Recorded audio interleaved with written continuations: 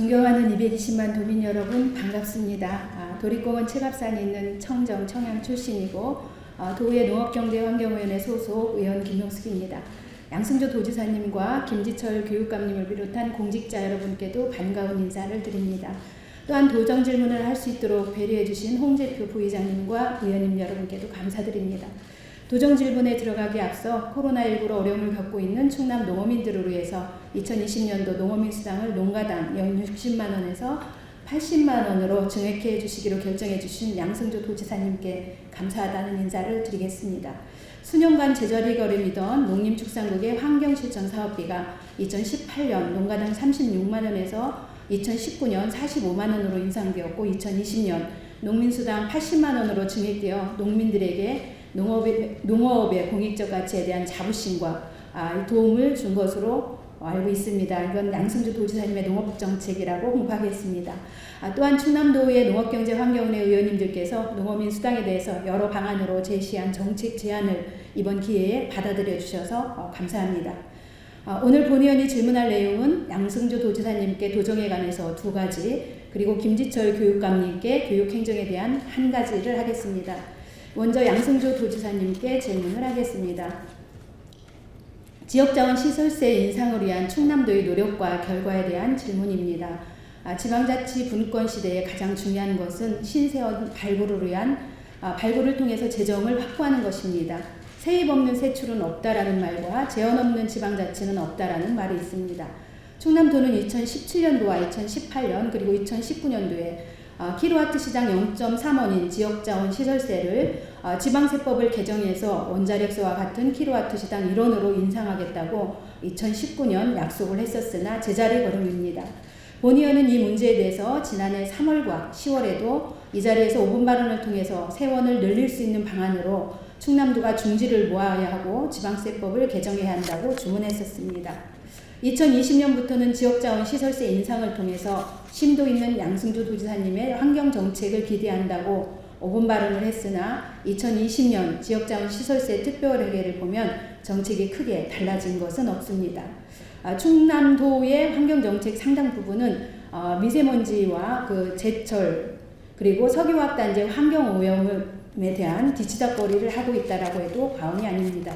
또한 지역자원 시설세 특별회계 기금을 발전소 주변 지역 발전과 미세먼지 감축 등 충남도의 당면한 환경 문제 개선뿐만 아니라 미래 세대를 위한 환경 정책에도 투자될 수 있도록 환경 분야 제조 재원을 활용할 중장기 활용 계획을 구체적으로 마련할 것을 요청했었습니다. 충남도의 2019년도 결산을 보면 지방세가 1조 8,081억 9천만 원입니다. 지방세는 보통세와 목적세, 지진난도, 수입 등으로 이루어져 있습니다. 보통세는 취득세, 등록면허세, 레저세, 지방소비세 등이고 목적세는 지역자원시설세와 지방교육세입니다. 이 자리에 계신 분들은 다 아시겠지만 도민을 위해서 제가 설명을 좀 드렸습니다. 여기서 충남 등 일부 지역에 규모 있는 세입 자원인 지역자원시설세가 있는데 지방세법 제141조에 따라서 화력발전소 등에 부과하는 세금입니다. 화력발전소는 전국에 60기가 있고 그중 30기가 충남에 있습니다. 보령화력 8기, 신보령화력 2기, 태안화력 10기, 당진화력 10기가 있습니다. 충남도는 이 화력발전소를 통해서 킬로와트 시당 0.3원의 세수를 확보하는데 2019년 결산 기준으로 보면 361억 7,400만 원이었습니다. 같은 지방세법에 의해 부과하는 원자력세에 비하면 30% 수준입니다. 만약 원자력세와 같이 킬로와트 시당 1원으로 인상하게 되면 지난해 기준에서 보면 1,022만 5,900만 원의 세수 규모가 커질 수 있습니다.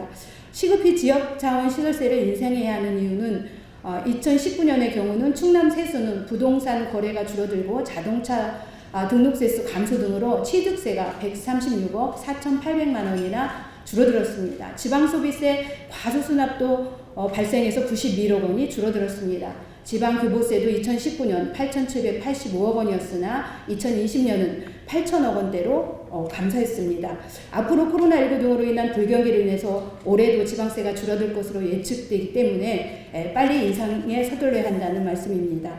본 의원은 이번 도정 질문을 앞두고 관계부서에 지방세법 개정을 위해서 세율 인상을 위해서 충남도가 한 일에 대해서 2019년과 2020년 자료 요구를 해서 살펴봤는데 2년 동안 화력발전 세율 인상을 당위성을 설명하기 위해서 국회를 5번 방문하고 행안부의 세율 인상 협의회를 2차례, 그리고 국가기후 환경회의의 발전소 외부 비용 전기요금 산정 방식 개선 의견 제출 등과 화력발전소가 있는 시도 및 시군과 회의를 한 정도였습니다. 그러니까 지방세법 개정에 미온적이었다라고 평가할 수밖에 없습니다.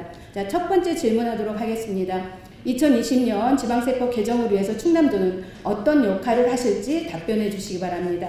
충남도는 그동안 지역자원시설세 인상을 위해서 충남도 공무원들이 행안부 출장, 국회 토론회 등을 주선해 왔으나 이제 고전적인 방식에서 벗어나 앞으로 충남의 지방자치분권협의회, 환경관련 연구기관, 단체 등과 범도민 차원에서 지방세법이 개정될 수 있도록 함께하는 방안을 마련해야 될 것입니다. 이에 대한 도지사님의 의견을 밝혀주시기 바랍니다. 또한 오염원을 배출하고 사고 오염이 높지만 지역자원시설세에 포함되지 않는 서산의 대산 석유화학단지도 지역자원시설세 부과 대상이 되도록 방안도 찾아야 할 것입니다. 이에 대한 도지사님의 의견도 말씀해 주시기 바랍니다. 지역자원시설세 인상으로 확보되는 재원을 활용해 미세먼지 지치작거리 사업이 아니라 청양군이나 금산군 같은 자연환경이 살아있는 지역에 대한 충남의 미래환경, 환경경제 분야 중장기 사업을 발굴해야 되는데 이에 대한 계획은 있는지 충남도의 입장도 밝혀주시기 바랍니다. 우리 충남은 화력발전소에서 발생되는 미세먼지와 당진 현대철강 등 서산 현대철강 그리고 대산 석유화학단지에서 발생되는 환경오염 등으로 온실가스 배출 1위이면서 최종 에너지 소비량은 전국 2위라는 환경오염의 대표적인 지역으로 인식되고 있는데 이를 극복하기 위한 정부의 그린 뉴딜과 충남의 그린 뉴딜 정책을 잘 발굴해서 그린 일자리 창출과 충남의 미래 환경 정책을 만들어 나가야 되는데 이 방안에 대해서도 어떻게 하실지 답변을 부탁드리겠습니다. 5분 발언에서 지역자원시설세 특별회계 예산 편성 시 도민의 건강과 재산권 침해를 담보로 하는 재원인 만큼 피해 지역 주민들이 건강 정책, 지역 환경 자원의 중장기 정책 등이 필요하다는 주문을 했는데 5분 발언 이후에 이에 대한 정책 결과에 대한 답변을 해주시기 바랍니다. 다음은 좀 사진을 좀 봐주시기 바랍니다. 이 지도는 오는 7월부터 대기환경보전법과 대기환경관리 권역의 대기환경 개선에 관한 특별법 시행에 따라서 운행하는 모든 차들의 배출가스 정밀 검사가 강화되어서 자동차 검사 비용이 2배로 인상되게 됩니다. 그것을 나타내는 것인데요. 지도를 보면 충남의 경우 청양군은 오염도가 없는 흰색임에도 불구하고 주변 지역에 오염도가 높아 2배의 자동차 검사비를 억울하게 부담해야 합니다. 이런 부분들이 통과될 동안 누구도 신경 쓰지 않았습니다. 만약 지역자원시설세 인상이 된다면 이런 정책적으로 환경 보전에 대한 시범을 해야 될 것이라고 의견을 제시하겠습니다. 다음은 충남도 실국간, 공공기관 간 협업과 협치에 대한 질문을 드리겠습니다. 본 의원은 11대 도의원으로 2018년 7월부터 지금까지 충남도로부터 업무보고, 예산 결산 심사, 조례안 심사 등의 도정을 접하면서 충남도의 실국간 그리고 실국 및 공공기관 간 협업과 협치가 제대로 되고 있지 않은 모습을 봐왔습니다. 또한 세부사업 100억 원 이상에 대한 준비 부족, 대형 정책사업을 위한 연구 용역에 대한 면밀한 검토를 통한 과업 지시서 작성 등과 과업의 완성 및 정책적으로 활용하는 모습 등 임팩트한 행정을 기대했으나 정책 컨트롤 타워가 없는 듯 7국에서 시행한 사업들이 사업 검토 및 사업 결과 평가 등이 제대로 이루어지지 않고 있는 모습들을 봤습니다.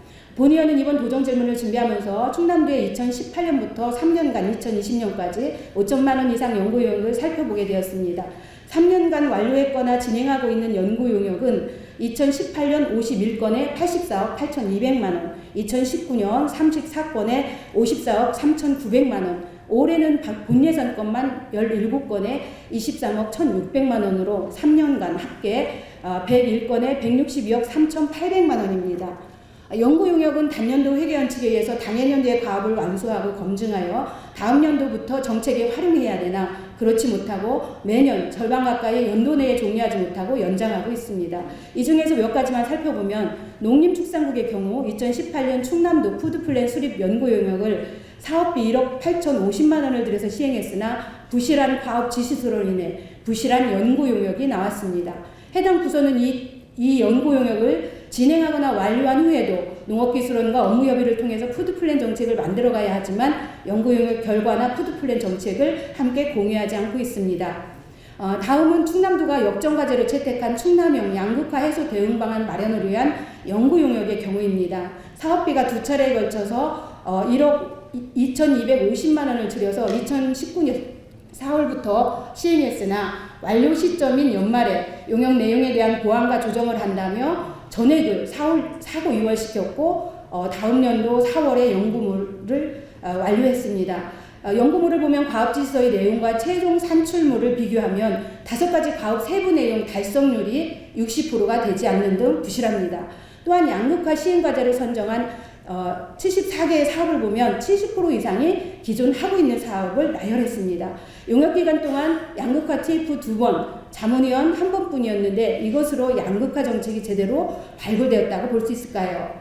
아니라고 봅니다. 양극화 해소 관련 정책 사업은 경제실뿐만 아니라 여러 부서 사업과 연결되어 해당 부서마다 양극화 지표 개발 및 대응 방안 실행 과제 선정 및 이행 지표 발굴 등이 이루어져야 하는데 제대로 이루어지지 않았고 부서 간 공유도 부족했습니다. 3년간 연구 결과물을 살펴보다가 부서 간 불균형도 발견했습니다. 아무리 해양수산업이 중요해도 그렇지 해양수산국 연구 용역이 16개 사업에 29억 5,524만 원이었습니다. 그런데 해양정책과가 13개 사업에 21억 2,456만 원입니다. 해양정책과는 연구용역 관리팀을 하나 만들어야 할 정도로 4년간 13개의 사업을 시행하고 있는 것입니다. 과연 연구용역을 제대로 관리하고 감독하고 정책으로 만들어낼 수 있을까요? 충남도의 이런 연구용역 과제 중에서 충남연구원이 30개를 수행하고 있는데 일부 연구용역에서 부실한 점이 나타나고 있습니다. 실국 5천만 원 이상 연구용역의 경우 연구물 완성 후 공유로 정책 활용이 이어져야 하나 연구용역을 한 부서에서조차 페이퍼용으로 묻히는 사례도 있었습니다. 부서에서는 아마 아실 겁니다. 지방자치제도에서 가장 중요한 것이 신세원 발굴입니다. 그런데 신세원 발굴에 대한 눈에 띄는 연구 용역은 또 없었습니다. 수년 동안 충남도는 막대한 비용을 들여서 정책 개발을 위한 연구 용역을 해오고 있습니다. 이번 2회 추경에도 경제부서에 팀이 신설되었다며 정책 개발을 위한 연구 용역을 한다고 8천만 원의 사업비를 편성했습니다. 양승주 도지사님께 이제 본격적인 질문을 드리겠습니다. 이 첫 번째 충남도는 연구용역 정책 사업을 발굴하고 사업 완료 후 결과물을 검증하는 정책연구부서 또는 연구물이 정책적으로 활용되는지 점검하는 컨트롤 타워가 있는지 궁금합니다. 이에 대한 충남도의 입장을 밝혀주시기 바랍니다. 두 번째, 그동안 시행해온 연구용역 사업과 주요 정책 사업에 대해서 면밀히 검토, 지속성과 확장성, 일모를 결정하는 제도가 필요하다고 생각하는데 이에 대한 양승주 도지사님의 의견은 어떤지 답변을 해주시기 바랍니다. 세 번째, 앞으로 세부 사업 100억 원 이상에 대한 실국관 그리고 실국과 공공기관 간 공유와 협업을 통해서 일괄성 있는 충남 도정을 만들어가기 위해서는 어떤 방안을 마련할 것인지에 대해서 답변을 해주시기 바랍니다. 다음은 김지철 교육감님께 질문을 드리도록 하겠습니다. 충남 도내에는 50명 이하 소규모 학교가 초등학교가 120개교, 중학교가 45개교가 있습니다. 농촌 지역은 한 해가 다르게 폐교되고 있습니다. 지방 소멸 위기를 벗어나기 위해서는 농어촌 지역 교육 문제를 제도권 교육 중심인 충남도교육청과 충남도가 그리고 기초자치단체가 머리를 맞대고 충남 특색을 살릴 수 있는 교육정책을 발굴해야 합니다. 그 중에서 한 가지 폐교된 학교에 충남의 특색을 살린 다양한 교육장을 만드는 것입니다. 그동안 충남에서는 2010년부터 2020년까지 지난 10년간 29개의 학교가 여러 가지 사유로 폐교되었습니다. 폐교된 학교에 대해서 기초자치단체나 주민들에게 도교육청은 매각을 했고 공유재산 매각 대금은 381억 9,900만 원이 세입으로 되었습니다.